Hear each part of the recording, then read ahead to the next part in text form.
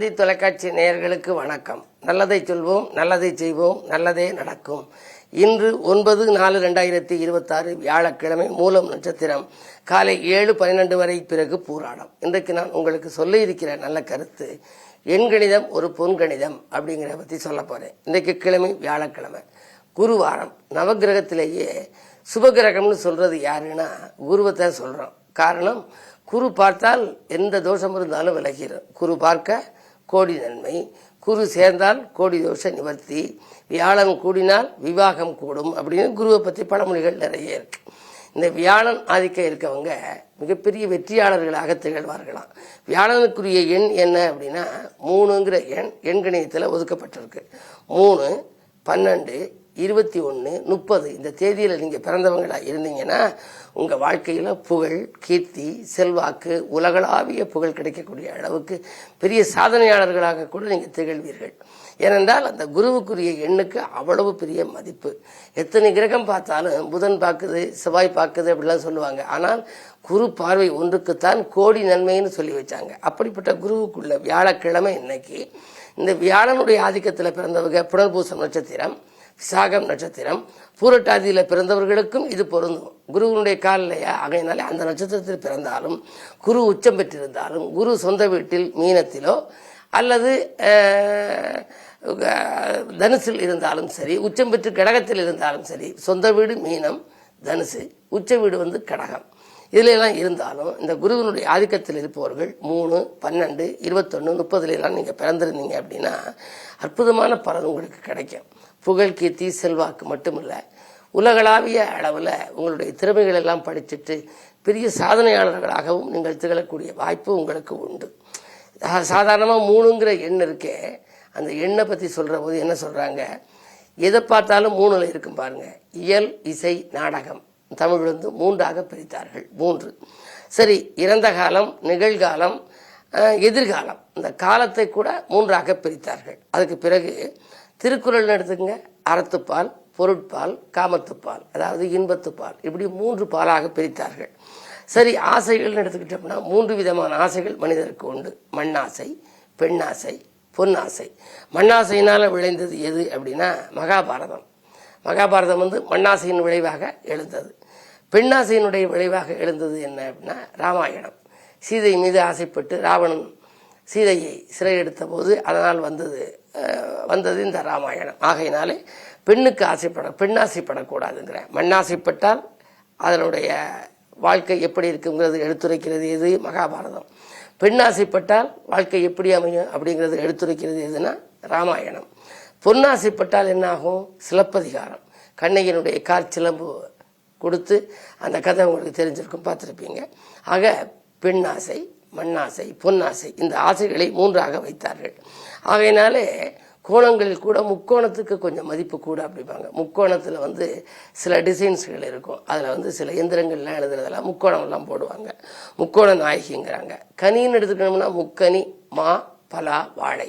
சரி, எல்லாத்துக்கும் மேல ஒரு நல்ல கருத்து என்ன அப்படின்னா, தெய்வங்கள்ல கூட ஆக்கல், காத்தல், அழித்தல் அப்படின்னு சொல்லி பிரம்மா, விஷ்ணு, சிவன் அப்படின்னு 3 தெய்வங்கள். பிரம்மா, விஷ்ணு, சிவன், ஆக்கல், காத்தல், அழித்தல்.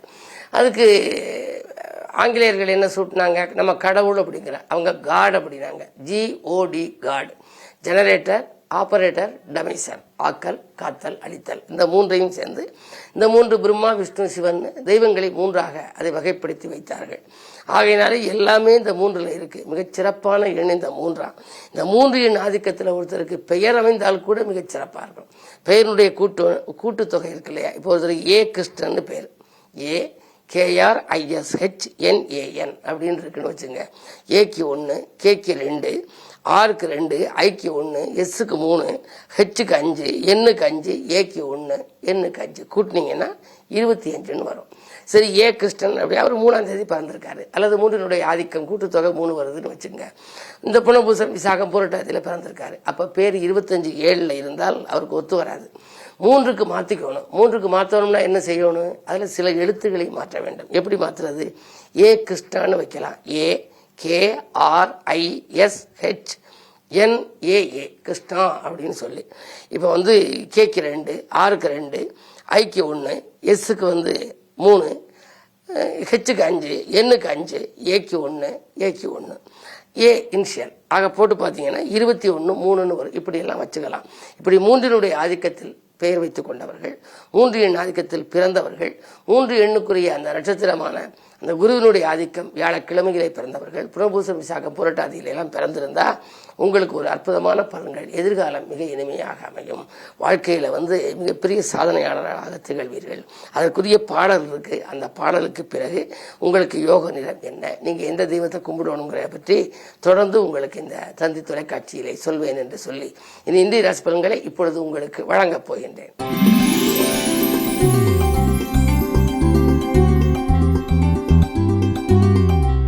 மேசராசி நேயர்களே, சந்தித்தவர்களால் சந்தோஷம் கிடைக்கின்ற நாள் இந்த நாள். நீங்கள் சிந்தித்து செய்த காரியங்களை எல்லாம் சிறப்பாக வெற்றி பெறுவீர்கள். உங்களுடைய வாழ்க்கையிலே இன்றைக்கு ஒரு மறக்க முடியாத சம்பவம் நடைபெறும். ராசியிலேயே சுக்கிரன், ஆடை ஆபரண சேர்க்கை உண்டு. வீட்டுக்கு தேவையான விலை உயர்ந்த பொருட்களை வாங்கி மகிழ்வீர்கள். 3ஆம் இடத்திலே குரு இருப்பதனாலே முன்னேற்ற பாதையில் சில உடன்பிறப்புகளை உங்களுக்கு உறுதுணையாக இருப்பார்கள். இந்த நாள் இனிய நாள். குருவை வணங்குவது நல்லது.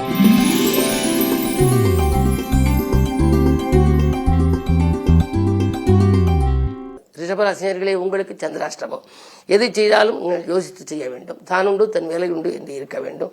மகிழ்ச்சி குறையலாம், மனதில் நிம்மதி குறையலாம். அலைபேசி வெளியில் வருகின்ற தகவல் அதிர்ச்சி தரும் தகவலாக கூட இருக்கலாம். ஆதாயம் குறைவாக இருக்கும், விரயங்கள் கூடுதலாக இருக்கும். கவனம் தேவை.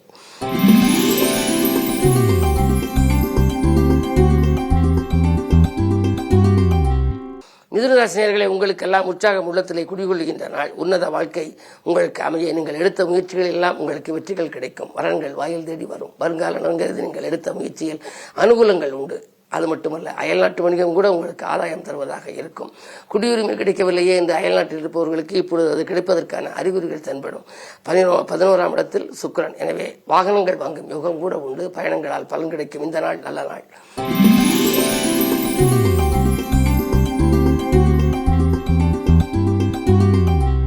கடகராசினியர்களே, உங்களுக்கெல்லாம் நினைத்ததை முடித்து நிம்மதி காணுகின்ற நாள். நிகழ்கால தேவைகள் படிப்படியாக பூர்த்தியாகும்.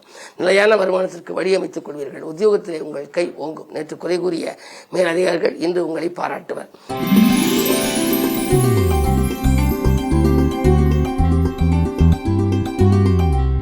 சிம்மராசினியர்களே, உங்களுக்கு அஷ்டமத்தில் சனி இருந்தாலும் கூட அதோடு இணைந்து கூட்டு கிரகமாக சூரியன், செவ்வாய், புதன் இருக்கிறது. யோக கிரகமாக விளங்குபவர் செவ்வாய்.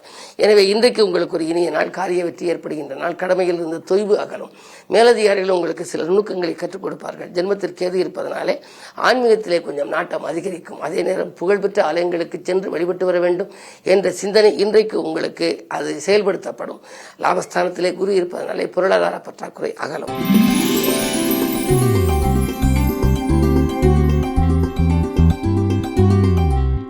கன்னிராசினியர்களே, உங்களுக்கெல்லாம் இடமாற்றங்களால் இனிய மாற்றம் ஏற்படுகின்ற நாள். இல்லத்திலும் சரி, உள்ளத்திலும் சரி அமைதி கிடைக்கும்.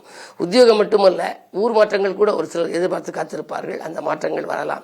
சுக்கிரபலம் மறைந்திருக்கிறது. அசுரகுரு மறைந்திருப்பதனாலே அள்ளி கொடுக்கும் ஆற்றல் சுக்கிரனுக்கு உண்டாம். எனவே இன்றைக்கு உங்களுக்கு பொருளாதாரம் திருப்தியாக இருக்கும். வராத பாக்கிகள் கூட வசூலாகலாம். கண்டகச்சனியின் ஆதிக்கம் இருப்பதால் ஆரோக்கியத்தில் மட்டும் கொஞ்சம் கவனம் தேவை. பிள்ளைகளையும் உங்கள் மேற்பார்வையில் வைத்துக் கொள்வது நல்லது.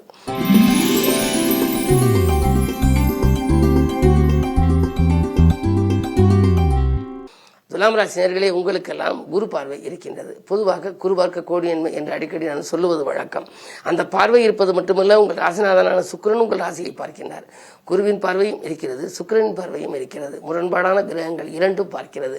இன்றைக்கு முன்னேற்றத்தின் முதல் படிக்கு நீங்கள் செல்வீர்கள். கனிவாக பேசி காரியங்களை சாய்த்துக் கொள்வீர்கள். காற்றுள்ள போதை தூற்றிக் கொள்ள வேண்டும் என்ற எண்ணத்தில் நீங்கள் வாய்ப்பு வருகிற பொழுதெல்லாம் இன்று உபயோகப்படுத்திக் கொள்வீர்கள். இன்று மதியத்திற்கு மேல் உங்களுக்கு மனக்கலக்கம் அகலும், பணப்புழக்கம் அதிகரிக்கும், நினைத்தது நிறைவேறும்.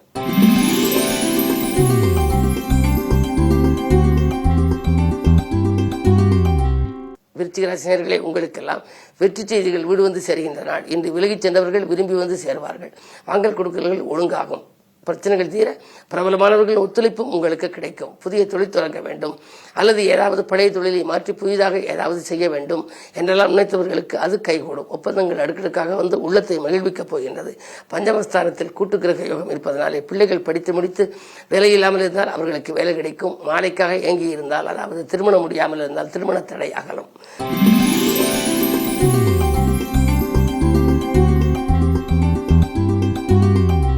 தனுசு ராசி நேயர்களே, உங்களுக்கு ராசியிலேயே சந்திரன் குரு பார்க்கின்றார். குரு சந்திர யோகம் இருப்பதனாலே தாராளமாக செலவிட்டு மகிழ்வீர்கள். நண்பர்களின் பழக்க வழக்கம் உங்களுக்கு நல்ல விதமாக அமையும். ஆடை ஆபரண சேர்க்கை உண்டு. விரயங்கள் அதிகரித்தாலும் அதை சமாளிக்கும் ஆற்றல் உங்களுக்கு உண்டு. 9 கேது இருப்பதால் பெற்றோர் வழியில் இருந்த பிரச்சனைகள் அகலும். முன்னோர் சொத்துகளில் முறையான பங்கீடுகள் உங்களுக்கு கிடைக்கலாம். புகழ்பெற்ற ஆலயங்களுக்கு சென்று வழிபட்டு வர வேண்டும் என்ற எண்ணம் நிறைவேறும். அஸ்தாஷ்டம சனி என்பதனாலே ஆரோக்கியத்தில் சிறு சிறு தொல்லைகள், கைவலி, கால்வலி, மூட்டு வலி என்று வரலாம். மாற்று மருத்துவம் உங்களுக்கு கை கொடுக்கும்.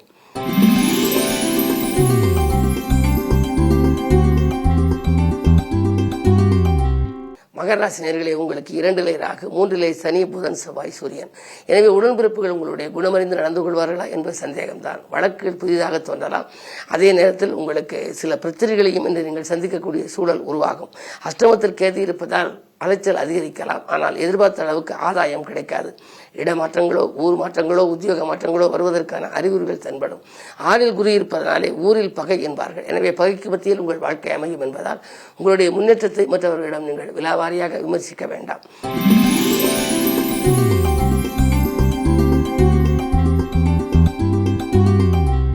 கும்பராசி நேயர்களே, ராசியிலேயே ராகு இருக்கின்றார். தடைகள் அகலும் நாள். தனவரவு திருப்திகரமாக இருக்கும். தைரியமும் தன்னம்பிக்கையும் கூடும். எடுத்த காரியத்தை இனிதை செய்து முடிப்பீர்கள். உத்தியோகத்தில் உயரதிகாரிகள் பாராட்டும்படி நீங்கள் நடந்து கொள்வீர்கள். மனக்குழப்பங்கள் அகலும். வீண் பிடிவாதங்களால் ஏற்பட்ட சில சச்சரவுகள் இப்பொழுது இன்று அகலும். குறு பார்வை இருப்பதனாலே கரியான கனவுகளும் நனவாகலாம். இன்று நல்ல நாள்.